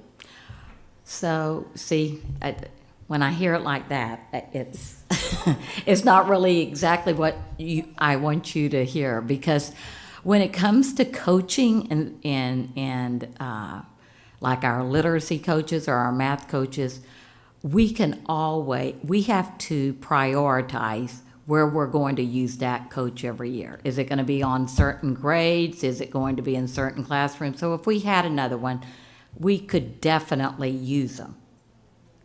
So it's not just about keeping the first one on board, but is that the struggle? Like if we had one that we consistently had working, because is this position even filled now? it is not currently filled either at the elementary level or at the high school level. It's another casualty of just the staffing shortage Finding right now. people. Yeah, I would have a real hard time adding a third position when we can't find the first two. This is my issue with adding bus drivers, right? Like, we can't fill the positions we got and we add more positions. I'm not sure what that solves. Well, okay, so I can respond to that. I don't want to jump to bus drivers because I've hijacked her equity question. I just feel like I have to say it now, though. You can answer it after you answer her equity question, equity officer. All right, so equity. So this was based upon, I think I'm the one that put this on the table, based upon the recommendation of the audit that we had done by Mid-Atlantic. And so we talked about that. I think the way that I envision that would be to potentially increase, as you know, at the Freeport Middle School, that assistant principal is budgeted as a 0.8 position, and that we would take that 0.2 and add that responsibility to that position. So we did talk about that, but again, you know, when you're trying to bring a fiscally responsible budget to the taxpayers, you have to prioritize, and it just didn't. It ended up in the third tier. And we haven't, even as I was talking about it, I mean, again, you know, you really pressed us on the early intervention team, and we had a lot of discussions, and I think we were able to outline a clear path. If you said to me exactly what is that 0.2 person going to do around the equity, I don't have a clear vision for that. And again, that's why I think it might still be another year out when we finish the audit, when we really see where the need is. I just think that that's where, it's some thinking, and as you've seen in previous years, sometimes something ends up in the third tier, and then like a year or two later, it moves up because we have become clearer in our thinking and in our need. So, currently, if anyone is responding to the needs that arise out of the audit, that need a quick response, Cynthia is the person she's our designated person for that. Is that true? Yes, so thank you for that. So, I mean, currently, really Cynthia and I kind of co-chair the DEI committee, and we lead that, and then Cynthia is the affirmative action officer. So if there's any type of specific discrimination based upon those protected classes, she is the person that handles those. I guess what what I'm trying to ensure is that, we've spent a lot and given a lot of time and attention to this audit, and we want to be good stewards of the process and the intention for the long term. And so, you know, I can appreciate your response. I don't have an argument with it. I just want to ensure that by not filling that this year, that there's nothing that will fall through the cracks or will be less prepared to take the actions that we may not know we need to take. Correct. That does make total sense. Okay, so now I get to talk about the bus driver. Okay.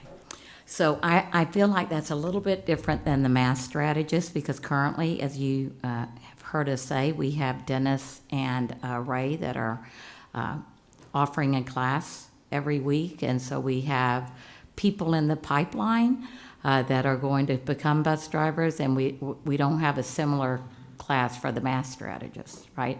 So I don't have a good pipeline going right now, although we're having discussions about, are there, you know, internal people that we can tap and maybe grow. So we do have those conversations, but just currently, I feel like it's a little bit different. We have not had the same struggle with the custodians, with staffing custodians, and that is also a need. And this position is like a bus driver custodian, and I would think that a bus driver custodian is more expensive than just a custodian. And if we couldn't fill the bus driver part, I would probably still go ahead and fill the custodian part, because there is a need.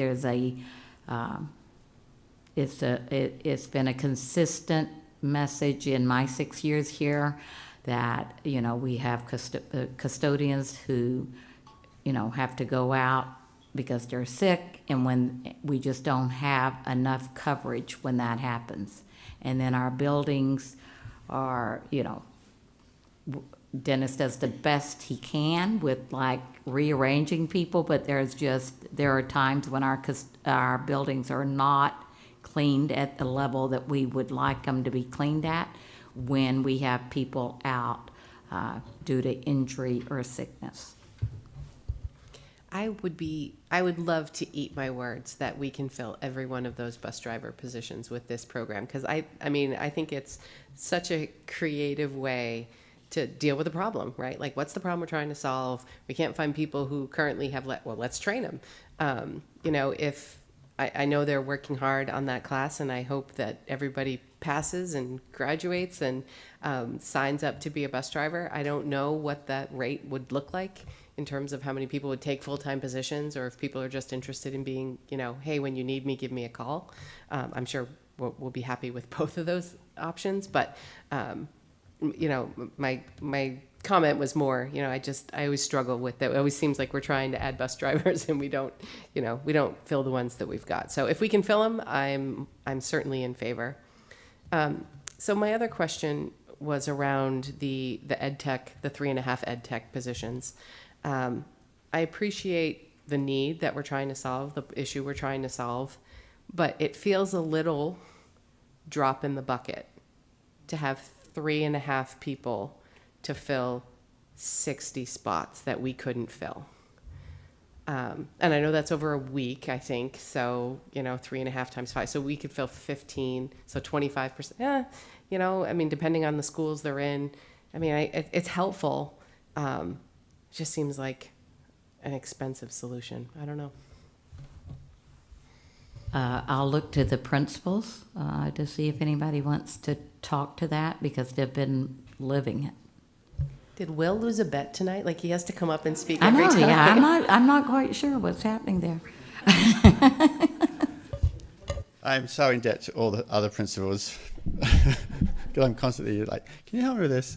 That's not actually why I'm speaking. It's but our school, this was a model, Michelle, that we had when the RSU first came together, we had looked at the time, referring to quote unquote as bench subs, and we had found it to be sort of an ineffective, but sometimes, you know, somewhat helpful practice. But and we had eliminated it within the district budget a number of years ago.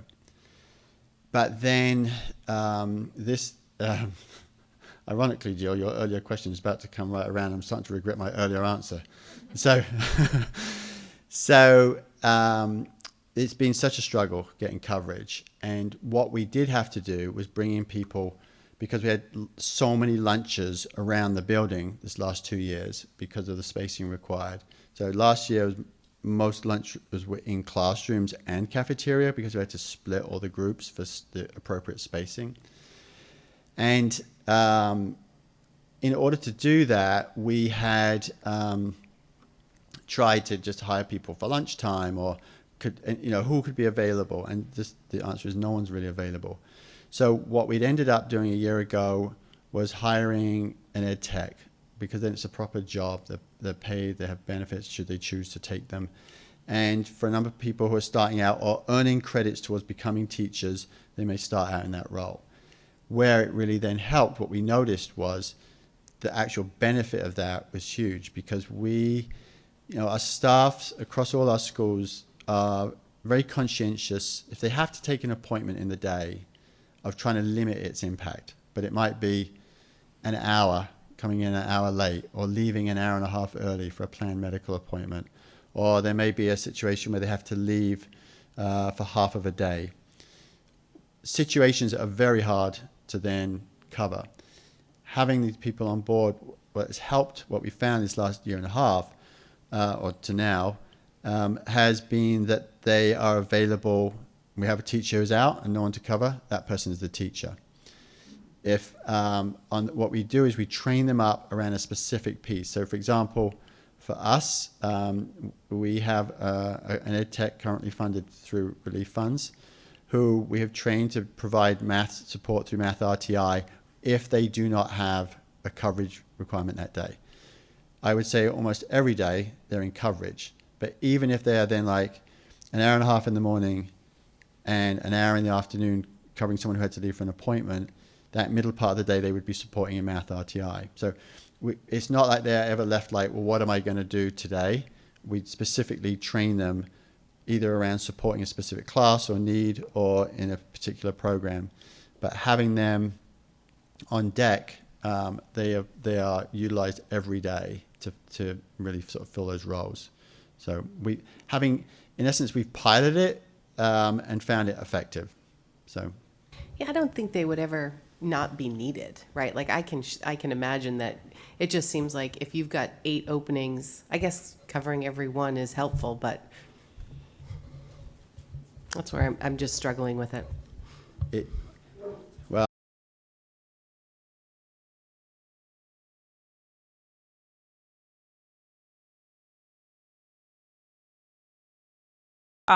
Helpful context. The first is a small one, which is often we're pulling on other staff, including administrators. So if we're talking about like cost effectiveness, like having an administrator work, I love subbing, but it's not what I should prioritize my time doing. I think the bigger piece is, especially this year when we often have 5-day teacher absences due to COVID, and there's not a clear path out of that yet. The piece I think about is, how do I continue a whole week of instruction for kids that's valuable to them? And our subs are great. They work incredibly hard, but we're piecemealing. So likely in that 5 days, you're not having consistency. And likewise, or likely you don't have somebody who knows the instructional models we use well, or the students. And so for me, the value is more about those still being high intensity learning days for students.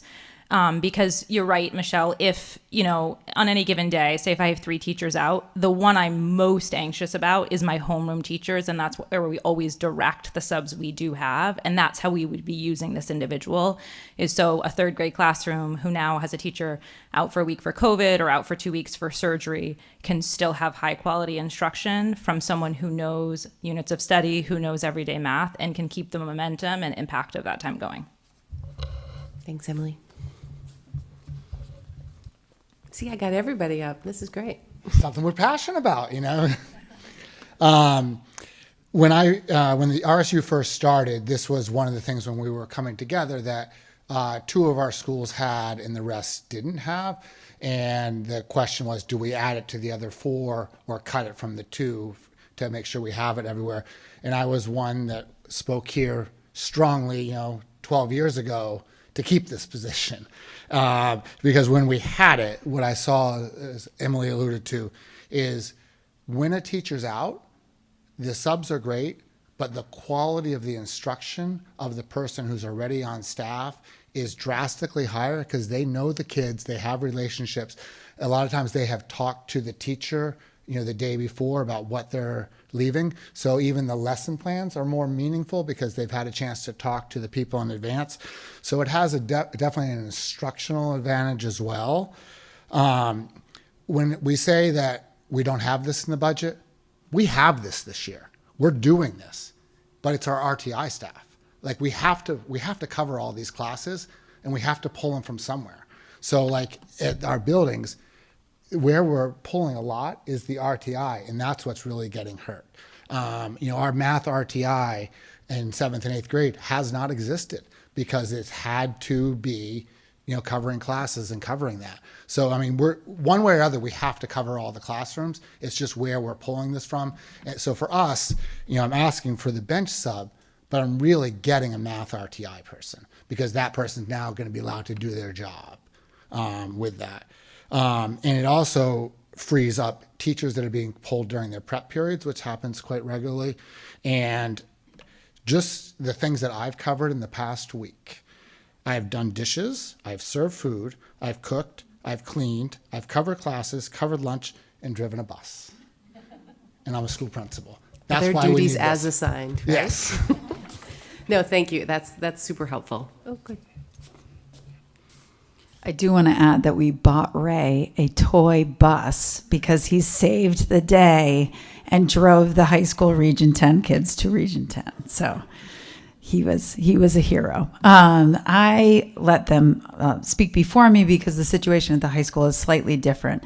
The halftime ed tech that we are asking for is on the other side of our halftime math RTI.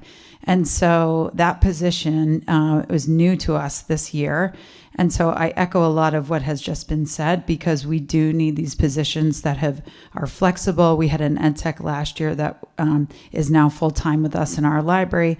She was incredibly valuable because she would come to the office every day and say, what do you need me to do?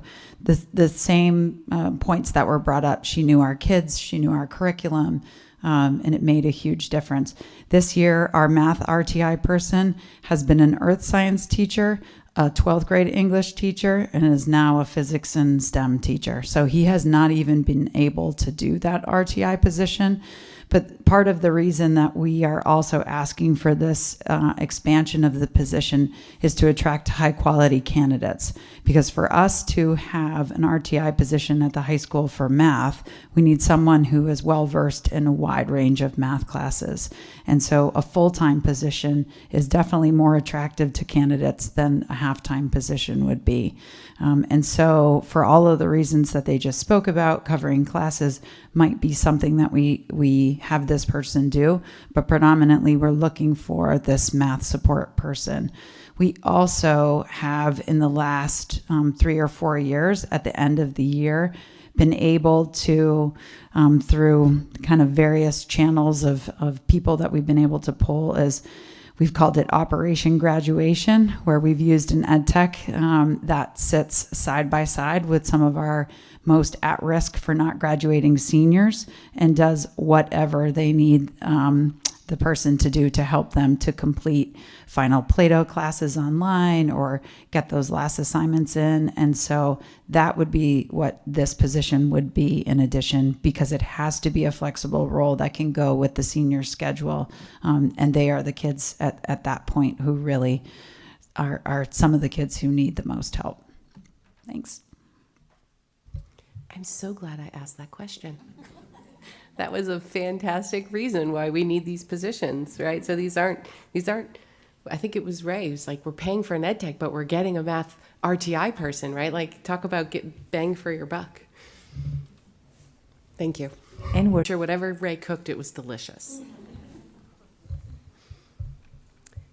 Any other questions? Maura. I want to thank all of our administrators for your hard work on this budget. I echo what others have said about being really supportive of the early intervention team and thank you for all your explanations of the ed techs and everything else. That's really helpful when looking at this budget. And the one question I did have is if, following up on Maddie's point about the equity officer, if the board would be in agreement, if we could ask the DEI committee to kind of explore that idea so that if it's on the list for our budget next year, we have a better idea of what like maybe they would want that person to do or envision that person doing. That would be helpful. Thank you. That's a great idea. All right. Everyone's brain full of budget for the night? Oh, Becky's got something else for us. Did I talk about how much we were going to put in the reserve account? Okay. So the finance committee thought that if we go with that idea of transferring from the capital, that we would recommend $150,000 be taken from the capital reserve account and placed over in the fuel reserve account. And we feel like that would cover us. So right now, just for folks' information, the reserve account information, the existing reserve account information is on page 9 and 11. So right now we have just over $500,000 in the capital reserve account, and we have $100,000 in the fuel reserve account. So the thought was to move 150 from capital over to fuel, and then we're waiting for a little bit of clarification from the attorneys on whether we can, so we have to do the warrant question to authorize it, but we're not sure if that the authorization automatically moves it or if it just gives us the flexibility to do it during the year next year if we need it. And if it does automatically move and it's something that we don't end up needing to tap into, we could sort of flip that transfer next year and move it back into the capital reserve account if that was the wish of the board. So the full anticipated gas usage is 269, but that doesn't include the fleet. The fleet is another 150, right, Peggy? So we have roughly $410,000 budgeted in the current budget for heating oil and fuel for all of the vehicles that we have. So just for reference of how much is available. So I just also want to recap, we're going to come back with clarity on technology. This is yes, no, we're happy to do that. And the athletic trainer, I think there was a question about how would the insurance work. And I think, Craig, what is the other thing? You want, Valley, help me? Yeah, the question was whether any provider would be able to service as double the number of hours that we have now, and whether that would translate into 40,000 instead of 20,000. Okay. Meaning adding 20,000 to the budget. So we'll do an update on what Craig, from his reaching out to these other organizations to see what that may uncover. And then we'll get clarity about the transfer of the reserve account. So those are the three things that we're going to come back before you begin deliberations next week. Is there anything else you would like us to clarify or other questions you'd like answered? I'm good then. You guys have clearly done an excellent job articulating this budget because I feel like we usually have more questions and iterations than this, so thank you very much. I know you guys literally almost start this the first week of school, so thank you. Thank you for all of that work. All right, so now we're going to jump back to where we were, which is policy, yeah? Yes, and other than Cynthia, the rest of the administrators or if some of them need to stay, maybe? Just Craig and Aaron for 5 minutes. Okay. I don't anticipate this, but in case. Yep, okay. So in front of you, you have, again, policy JL, which is wellness. And 3 months ago, we just went through the first and second read. So you're probably wondering, why is this back again? And the reason for bringing it back is that following the recent MDOE, our Maine Department of Ed, Child Nutrition Services 5-year review that Aaron mentioned before, they stated that the paragraph on page 4, I should have brought you there first, I apologize. So you can see that I struck out one of the paragraphs so that that paragraph is not compliant with the intent of the law. So furthermore, I checked with Craig, and we do not have any scoreboards that need to be replaced anyway. So the paragraph is really irrelevant. So that's the only change that we're proposing for tonight.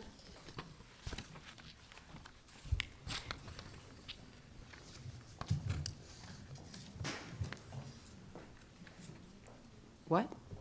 So we don't have any scoreboards. This is wellness, right? Like, what are we talking about scoreboards? I'm right. sorry. See, It's a you can long see why night. it doesn't belong, right? So anyway, because we used to have Coca-Cola and it's on the scoreboards, and those are all gone. We have none, so it's not applicable to us anyway. Okay, great. Okay. All right. Thank you. Sorry. That's okay. Oh, goodness. Is March over yet? Oh, God. Okay, so we'll start with a motion, and then we can have a discussion. So do I have a motion for consideration and approval of the first read for the following policy, JL Student Wellness? Beth and Candy, thank you. Got it? I just put the motion on the executive session instead of on the flip other it over. side. Sorry. Any other questions other than my super basic one? Sorry about that. Okay, all those in favor? None opposed. Thank you Great. very much. Thank you. All right, so we've already done 12, unfinished business, and so we will move on to the adjustment under 14A. Right? Sure. So do I have a motion for consideration and approval to hire an English language learner teacher for the remainder of the 2021-2022 school year? It's a 1-year position. Vali, thank you. And Colin? Okay, so I'm happy to recommend Sarah Holt as our additional ELL teacher for the remainder of the year. Sarah comes to us with a master's in education from Lesley University, and one of her references note, Sarah's strength is using data to target areas of need and then personalizing instruction to match these needs. She is incredibly creative and understands the struggles of her students. Sarah's already a part of our RSU5 community. She works at Mass Landing as an ed tech, and we are excited to welcome her to her new role as ELL teacher and supporting our newcomers in succeeding in RSU5. Any questions? Vali? Just one question. Is Sarah interested in staying at this job if she likes it for next year? Oh, I think she probably is. Okay.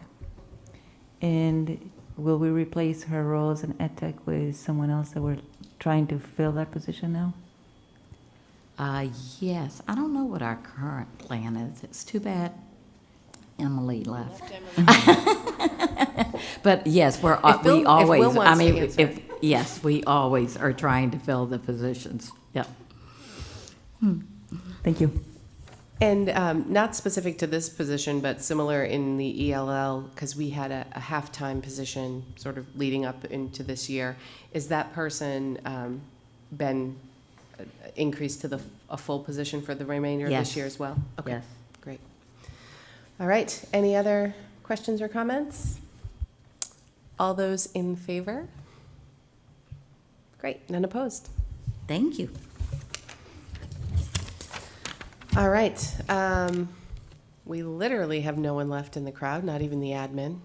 Oh, no, there's a couple still over there. Keith raised his hand. Oh, Keith? That's true.